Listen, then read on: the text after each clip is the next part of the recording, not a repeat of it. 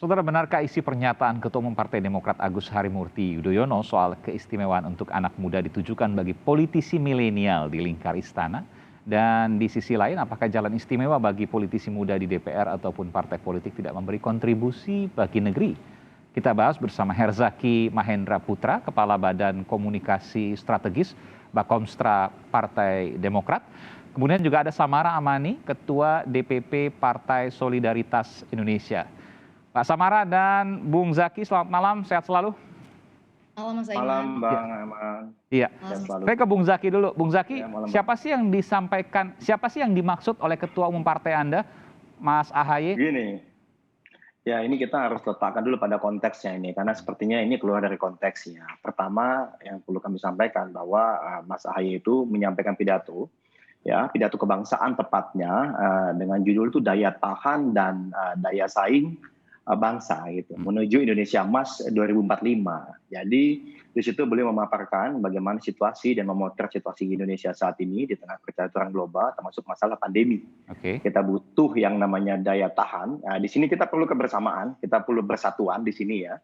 Nah, kemudian kita juga butuh ke depannya untuk menuju Indonesia Emas setelah kita bisa survive dari masalah pandemi dan ekonomi saat ini ya. Kita kan di sini perlu sama-sama nih kebersamaan, karena kami pun misalnya di luar pemerintahan, kami juga mendukung kebijakan-kebijakan pemerintah yang tepat misalnya ya, yang tepat dan membantu masyarakat yang sedang kesusahan saat pandemi. Kami juga turun langsung dengan melakukan berbagai kegiatan termasuk Gerakan Nasional Peduli. Dan Oke, itu program. Apa kaitannya gitu. Politisi muda dengan karpet merahnya? Nah, maksudnya gini, pada saat di situ beliau juga menyampaikan gitu. Beliau juga menyampaikan bahwa dengan daya tahan tadi bisa survive, kemudian kita masuk ke daya saing, Iya. kan? Di sini dibutuhkan gitu generasi muda. Gitu. Nah, yang dibutuhkan generasi muda ini makanya saya bilang ini agak dicabut dari konteksnya, karena sebenarnya poin utama itu di paragraf sebelumnya. Iya. Yang dibutuhkan oleh generasi muda itu adalah kesempatan gitu, kesempatan untuk membuktikan muda adalah kekuatan baik dalam pemikiran maupun perbuatan. Jadi di situ gitu, maksudnya. Kemudian keberanian melakukan perubahan, lompatan, berani keluar dari zona nyaman, beradaptasi dan bekerja keras. Gitu. Maksudnya tidak pantang menyerah dan tidak takut gagal, karena di balik kegagalan itu pasti ada pelajaran. Tapi disebutkan anak muda diberi karpet merah. Ini kan spesifik ini kan khusus. Siapa yang dimaksudkan? Anak muda itu tidak perlu diberi karpet merah itu disampaikan oleh Ketua Umum, bukan menuju pada satu atau berbagai pihak lainnya. Jadi tidak menyindir atau apa, bukan. Tetapi itu hanya disampaikan bahwa kita, anak muda itu hanya butuh kesempatan. Karena sudah banyak kok yang membuktikan bahwa dengan mudanya itu, ini adalah kekuatan gitu. Iya. Ya. Saya bacakan ya Bung Zaki. Mohon izin saya bacakan nih. Anak muda tidak boleh dimanja apalagi disiapkan karpet merah. Namun juga jangan pula mereka tumbuh dan berimajinasi tanpa arah. Bukan dilecehkan, dibungkam, apalagi dimatikan jalannya.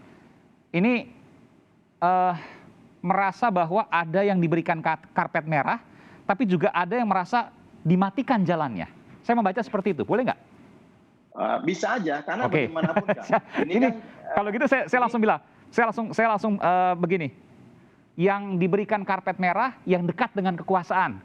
Contoh misalnya ada putra Pak Presiden, ada menantu Pak Presiden misalnya, ada anggota DPR yang lain yang dekat dengan kekuasaan. Ada Bung Faldo Maldini misalnya, yang satu partai dengan PSI, sekarang ada di lingkaran istana. Tapi yang dibungkam dan dimatikan jalannya adalah Mas AHY. Boleh nggak saya punya kesimpulan seperti itu? Silakan. Gini Mas, kalau kesimpulan, setiap dari kita adalah berhak untuk menafsirkan, karena ini adalah negara demokrasi dan setiap kita punya pemerintahan yang bebas gitu. Ini demokrasi ini lebihnya. Tetapi Mas, izin yang kami ingin sampaikan itu Mas lupa tuh kata-kata setelahnya itu. Poinnya adalah generasi muda itu harus dituntun, ditempa dan dipersiapkan untuk pemimpin hebat. Nah, jadi poin utamanya tuh di situ gitu, bahwa anak muda tuh kan kekuatan gitu. Jadi bukan dihalangin jalannya, tapi tidak perlu juga dikasih karpet merah, karena akan berproses secara alami gitu sebenarnya. Ya kalau kami dan beliau juga tidak ada dalam konteks, maaf ya, menyindir siapapun gitu. Nggak perlulah, karena ini pidato kebangsaan, kita fokus pada permasalahan utama bangsa dan bagaimana kita bisa menyelesaikan permasalahan bangsa ini dengan baik bersama-sama gitu. Sayang sekali memang, tapi sayang nih, ini sangat disayangkan ternyata ada yang mengambil atau istilahnya cherry picking dan hanya fokus pada karpet merahnya gitu. Padahal Oke. itu bukan esensi dari pidatonya. Ini kan memberikan dua ekstrim nih Mas. Ya. Ya, satu adalah karpet merah, satu adalah dibungkam. Ini kan dua ekstrim saja sebagai contoh agar lebih mudah dipahami ya. Tetapi intinya generasi muda itu tadi kita adalah kekuatan, berikan Ya. kesempatan untuk buktikan, Ya. tetapi juga harus dituntun juga, Iya, harus oke. Banyak ditempa pesannya di sini juga. meskipun bisa multitafsir, tapi bebas saja orang untuk Iya, menafsirkan. Saya ingin benar. penafsiran dari Samara. Samara, Anda setuju dengan apa yang disampaikan oleh Bung Zaki? Dan saya tadi menyampaikan hal seperti itu. Apakah juga Anda punya bayangan yang sama? Iya, Mas Aiman. Kalau dalam pandangan saya, poin saya di sini adalah soal posisi keistimewaan dan sebenarnya narasi yang sifatnya masih tataran motivasi. Saya ini nggak ada masalah apa-apa ya sama Mas AHY. Tapi poin saya lagi-lagi di sini soal keistimewaan atau privilege yang dimiliki oleh Mas AHY. Oke. Sekarang gini, apakah pantas Anda menilai bahwa Mas AHY ada privilege, ada karpet merah? Ya, tentu saja Mas AHY ada seorang yang memiliki privilege dan posisi Di keistimewaan. mana? Kan sekarang bukan Demokrat tidak berkuasa lagi. Loh, nggak ada kaitannya. Misalnya sebagai seorang partai, sebenarnya saya jelasin dulu misalnya biar Ya. kita semua memahami Mas Aiman ya. Silakan. Pertama misalnya ya, posisi keistimewaan Mas AHY jelas dari sisi ini. Secara finansial misalnya, Mas AHY itu memiliki keistimewaan. Ini. Secara pendidikan dan kepartaian, Mas AHY memiliki orang tua yang membukakan akses. Saya tidak menyatakan bahwa Pak SBY memberikan Partai Demokrat begitu saja kepada Mas AHY. Tidak. Mungkin Mas AHY bekerja keras, Mas AHY punya prestasi. Iya, pasti saya percaya kalau itu. Tapi bahwa Pak SBY sejak awal membuka lebar posisi partai itu untuk Mas AHY, sejak muda memberikan akses mendidik beliau, itu tentu benar. Pasti nggak bisa disangkal. Dan bukan berarti orang yang punya keistimewaan itu tidak bekerja keras sama sekali, Mas Aiman. Oke, dan itu karpet merah untuk Mas AHY di Partai Demokrat. Anda mau mengatakan itu? Coba, ya, tapi sekarang kita bandingkannya begini, Mas Aiman. Bandingkan dengan anak-anak muda di akar rumput yang kerja kerasnya sama seperti Mas AHY, pintar juga dan lain sebagainya. Tapi apakah mungkin dengan kerja keras yang sama dengan Mas AHY, dia akan mencapai posisi yang sama dengan Mas AHY? Nah, di sini apa yang berbeda? Ada faktor keistimewaan, faktor privilege.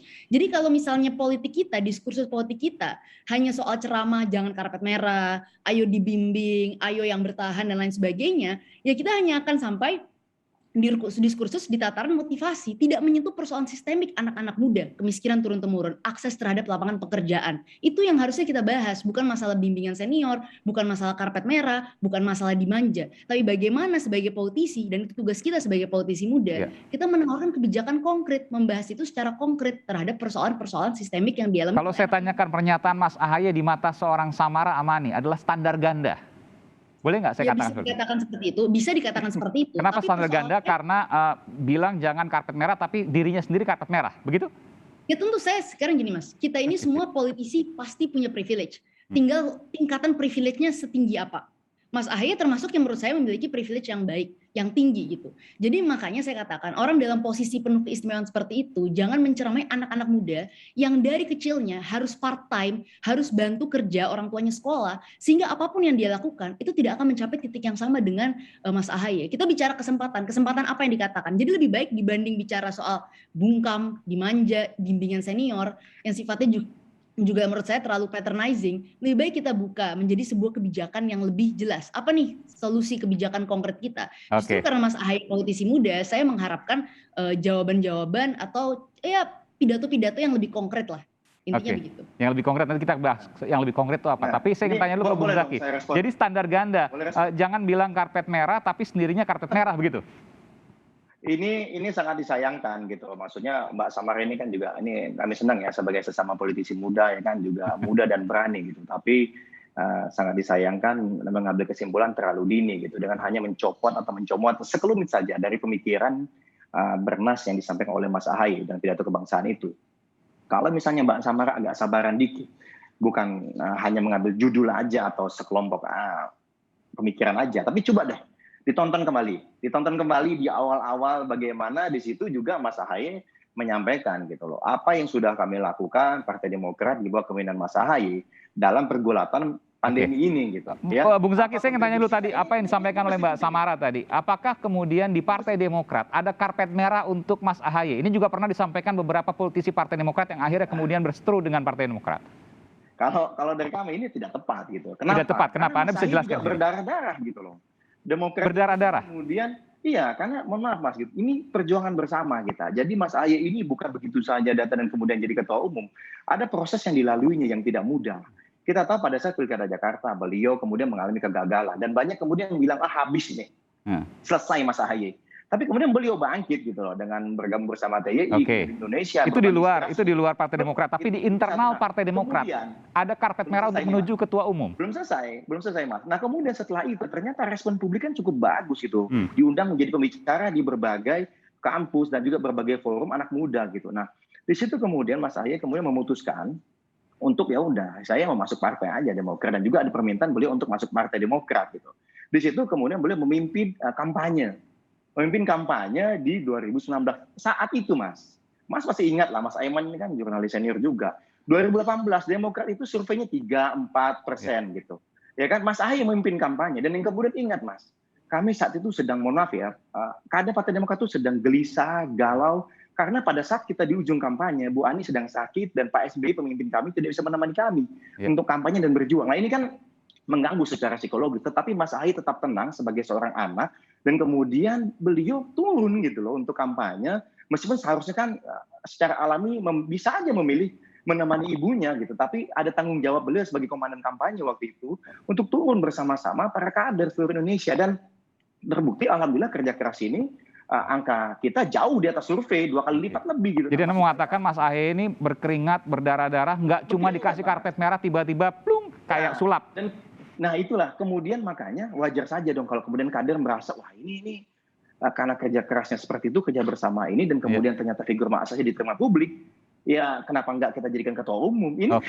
Pemilik suara gitu. Saya ke Mbak Samara, saya minta, jadi nggak ada karpet merah untuk Mas AHY. Nanti jangan dijawab ya, selepas jeda saya akan segera kembali, tetap bersama kami, bersama Samara Amani dari Partai Solidaritas Indonesia, PSI, yang berada di New York, Amerika Serikat, dan juga Herzaki Mahendra, Bakomstra Partai Demokrat. Saya akan segera kembali saat lagi, tetap bersama kami di Sapa Indonesia Malam.